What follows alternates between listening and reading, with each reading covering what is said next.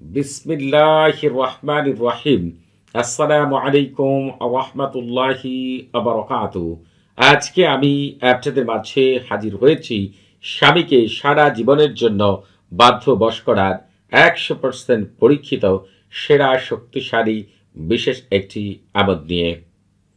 এই আমলটি আপনি যদি আপনার স্বামীর জন্য একবারের জন্য আমি যেভাবে বলবো সেইভাবে করতে পারেন, এই জীবনে বেঁচে থাকতে আপনার স্বামী আপনার সাথে কখনোই ঝগড়া করবে না, আপনাকে কখনোই অত্যাচার করবে না, নির্যাতন করবে না, গালিগালাজ করবে না। সারা জীবন আপনার কথায় উঠবে এবং বসবে। আপনারা একটু লক্ষ্য করলে দেখতে পাবেন আমাদের সমাজে এমন অনেক স্বামী রয়েছে যারা স্ত্রীর উপর বিনা কারণে মারধর করে থাকে, গালিগালাজ করে থাকে, অত্যাচার করে থাকে, নির্যাতন করে থাকে।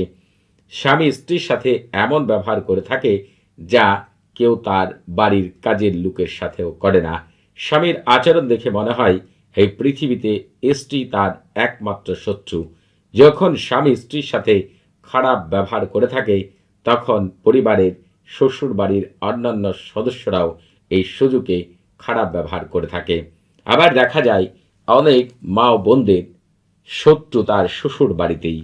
দেখা যায় তারা এমন কিছু করে রাখে, এতে করে স্বামী স্ত্রীকে একেবারেই সহ্য করতে পারে না।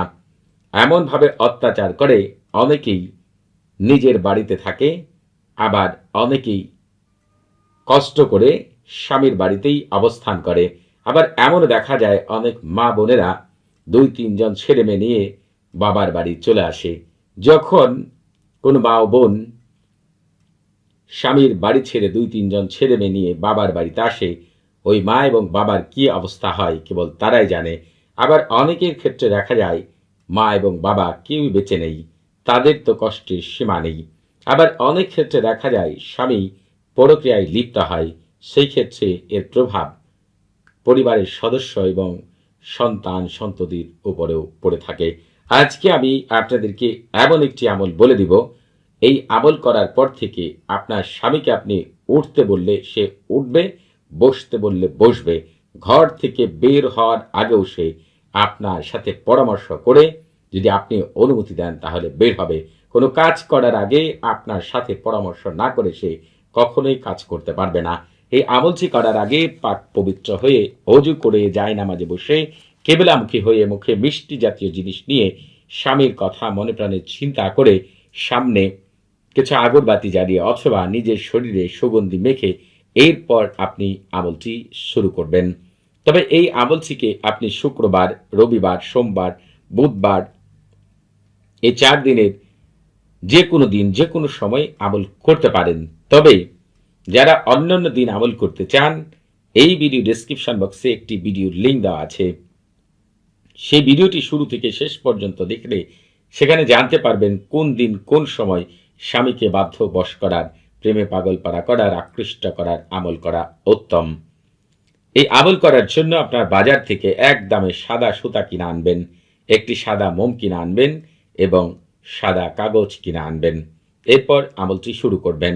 তবে আপনাদের আরেকটি কথা বলে রাখি, আপনারা অনেকেই রয়েছেন আমল করেন, তদবির করেন, কিন্তু ওই আমলের কার্যকারিতা শয়তান, জিন অথবা মানুষ নামের শয়তানগুলো নষ্ট করে ফেলে। তবে আজকে আমি আপনাদের এমন একটি আমলের কথা বলে দিব, ওই নিয়মে আমল করলে পৃথিবীর কারো ক্ষমতা নেই ওই আমলটিকে নষ্ট করে। যখন আপনি সরফুল উম্মার এবং তাহসিন করে আমল করবেন তখন মালিকুল উম্মার তারেশা আপনার ঘরে বসবাসকারী জিনদের রাজা এবং তার আম্মাররা আপনাকে বিশেষভাবে সাহায্য সহযোগিতা করবে এই আমল থেকে শতভাগ কামিয়াবি লাভ করার জন্য। এই সরফুল উম্মার এবং তাহসিনের লিঙ্ক এই ভিডিও ডেসক্রিপশন বক্সে দেওয়া রয়েছে। সেখান থেকে সরফুল উম্মার এবং তাহসিন শিখে তারপর আপনারা আমলটি করবেন। এই আমলটি করার জন্য প্রথমেই আপনারা যেটি করবেন, সেই সাদা কাগজের মধ্যে এই তালসামটিকে ছোট ছোট করে লিখবেন, এই কথাটিকেও লিখবেন। কিন্তু এই তালসামের ওপর দিয়ে আপনি যে কথাগুলো লিখবেন, যদি বাংলায় লিখেন তাহলে লিখবেন, আমি তোমার জবান 102 বার বন্ধ করে দিলাম, যদি তুমি আমার সাথে ঝগড়ায় লিপ্ত হও বা চিন্তা করো তাহলে তোমার মনের ভিতরে অশান্তি সৃষ্টি হবে, যার কারণে তুমি বারবার ফিরে আমার কাছে আসতে বাধ্য হবে। আমার সকল বিষয়ে তোমাকে বেঁধে নিয়েছি। তুমি প্রবেশ করতে পারবে না, আমার সাথে তুমি রাগ করতে সক্ষম হবে না। আমি তোমাকে নূপুরের ন্যায় বেঁধে নিয়েছি, তোমার ডান বাম জ্বালিয়ে দিয়েছি। হে অমুকের ছেলে অমুক, আমি অমুকের মেয়ে অমুক, তোমার জবানকে বেঁধে দিলাম আমার ভালোবাসা, প্রেম, মহব্বত, আকর্ষণ দিয়ে। কিন্তু যারা এই কথাগুলোকে আরবিতে লিখতে চান বা আরবিতে লিখতে পারেন, তারা যেভাবে লিখবেন, রবাত্তু লিসানাকা মিয়াতা রবাত্তান ওয়া ফাওকাহা রবাত্তাইনি রবাত্তু লিসানাকা ওয়া আতান ওয়া আনতা লাউ তুফাক্কিরু তুখাসিমুনি ইয়াজলুকা আল হানিনু রবাত্তুকা ফি উমুরি মা তাদখুলু ওয়ালা আলা গাদাবি তাকদিরু রবাত্তুকা কামা আরবাতুল খলখাল ওয়াহারিকু ইয়ামিনাউ ওয়া শামিলা আনা ফুলান বিনতু ফুলানাতুন রবাত্তুকা লিসানাকা ইয়া ফুলান বিন ফুলানাতুন। এই যে কথাগুলো বললাম, বাংলাতে লিখেন আর আরবিতে লিখেন, কাগজের গায়ে লিখবেন, তালসামের উপর দিয়ে এমন জায়গা রাখবেন যাতে করে এই কথাগুলোকে আপনি লিখতে পারেন। এরপরে যেটি করবেন, এই যে মমটি কিনে এনেছেন, সেই মোমের মধ্যে আপনি এই কাগজটিকে লিখাংশ ছাড়া বাকি যা রয়েছে ওগুলো কেটে ফেলবেন। এরপরে এই কাগজটিকে, তসামটিকে মোমের সাথে ভালো করে বাঁধবেন সুতা দ্বারা, সাদা সুতা দ্বারা। এমনভাবে বাঁধবেন যাতে করে কোনো মতে ছুটে না যায়, অথবা কোনো আঠা দ্বারা মোমের সাথে এটিকে লাগিয়ে দিবেন। এরপর আপনি যেটি করবেন, মোমটিকে একটি জায়গায় দাঁড়া করাবেন। এরপর মোমের গায়ে আগুন ধরিয়ে দিবেন। মোমটি জ্বলে শেষ হয়ে যাওয়ার সাথে সাথেই আপনি আপনার এই কাজের রেজাল্ট পেয়ে যাবেন ইনশাআল্লাহ। স্বামী এই জীবনে কখনো আপনার অবাধ্য হবে না। তবে এই আমলটি করার আগে আপনারা অবশ্যই আমার কাছ থেকে ইজাজত নিয়ে আমল করবেন।